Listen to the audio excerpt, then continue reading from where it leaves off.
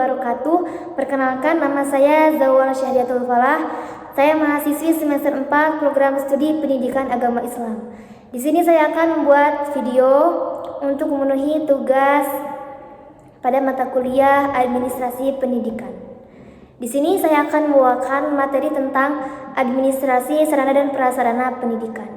Untuk itu langsung saja kepada pembahasan selanjutnya. Nah, administrasi sarana dan prasarana adalah hal yang mencakup berbagai aspek yang penting dalam pengelolaan dan pemeliharaan fasilitas serta sumber daya yang mendukung operasional suatu lembaga, gitu ya.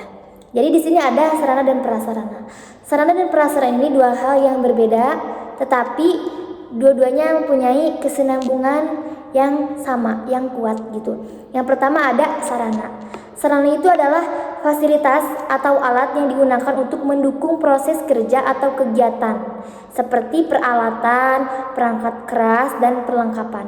Contohnya, yang perlengkapan peralatan yang ada di lembaga sekolah, seperti kursi, meja, papan tulis, dan lain-lain masih banyak. Nah, sarana dan prasarana adalah dua hal yang berbeda, tetapi keduanya mempunyai kesinambungan yang kuat. Nah, sarana itu sendiri adalah fasilitasi atau alat yang digunakan untuk membantu berjalannya suatu proses atau kegiatan. Nah, ini mencakup kegiatan pendidikan yaitu di lembaga sekolah. Contohnya seperti kursi, meja, papan bor, dan hal yang sebagainya yang memang membantu berjalannya proses pembelajaran. Lalu yang kedua adanya prasarana.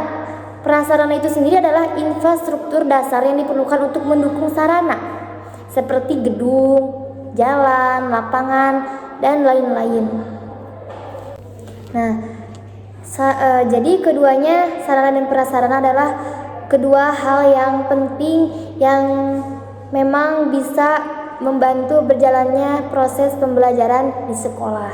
Nah, sarana itu secara langsung akan membantu proses pembelajaran berjalan. Juga prasarana itu adalah hal yang tidak secara langsung membantu juga berjalannya suatu proses pembelajaran di sekolah yang sudah tadi saya jelaskan. Lalu yang selanjutnya adanya manajemen sarana dan prasarana. Yang pertama adanya perencanaan. Merencanakan kebutuhan sarana dan prasarana berdasarkan analisis kebutuhan. Jadi yang pertama adalah perencanaan.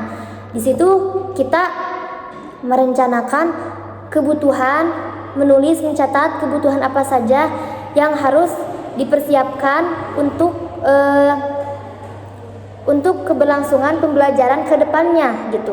Misalkan yang perlu dibutuhkan adalah kursi, meja, komputer misal, atau hal-hal yang lainnya gitu, printer yang lainnya. Nah, lalu kedua adanya pengadaan. Pengadaan adalah proses sarana dan prasarana meliputi pemilihan vendor atau pembelian. Jadi tadi yang pertama adalah perencanaan. Setelah merencanakan apa saja yang harus dibeli, apa saja yang harus dipersiapkan, maka adanya pengadaan dengan cara pembelian gitu. Nah, pembelian di situ ini meliputi memilih dan mempertimbangkan harga yang terbaik dan kualitas yang terbaik agar barang tersebut, sarana tersebut bisa menunjang untuk kedepannya gitu, bisa digunakan untuk jangka waktu yang panjang gitu. Nah, setelah pengadaan adanya pemeliharaan. Nah, pemeliharaan ini adalah mengatur jadwal pemeliharaan rutin untuk memastikan sarana dan prasarana berfungsi dengan baik. Nah, selain guru dan tenaga-tenaga pendidik di sekolah yang melakukan pemeliharaan sarana adalah murid juga ikut andil dalam melakukan pemeliharaan sarana gitu, membantu memelihara. Di sini kita sebagai guru memberitahu, mengarahkan kepada murid-muridnya agar menjaga fasilitas sekolah agar tetap baik-baik saja, agar tetap tidak gampang rusak gitu. Di situ pemeliharaannya. Dan juga selain itu salah satu upaya untuk memelihara adalah menyediakan tempat atau ruangan khusus untuk penyimpanan sarana gitu. Jadi salah satu upaya memelihara sarana agar tetap baik dan tidak gampang rusak. Selanjutnya adanya pengawasan. Nah, pengawasan di sini dalam arti lain adalah memantau. Jadi dipantau setiap tahunnya, setiap semesternya agar tetap sarana tersebut agar tetap baik. Nah, jika ada yang rusak maka harus ditindaklanjuti gitu. Jadi adanya pemantauan. Jadi kita sebagai guru tidak dibiarkan begitu saja. Lalu ada juga di sini yang ketiga, administrasi sarana dan prasarana. Yang pertama, inventarisasi, yaitu mencatat semua sarana dan prasarana yang dimiliki, termasuk informasi seperti lokasi, kondisi, dan tanggal pembelian. Jadi administrasi itu manajemen, semua didata, dikelola agar data tersebut disimpan gitu. Jadi sarana apa saja yang pernah dibeli, lalu nanti ketika pengecekan dilihat lagi dari catatannya gitu. Ini masih ada atau sudah rusak gitu.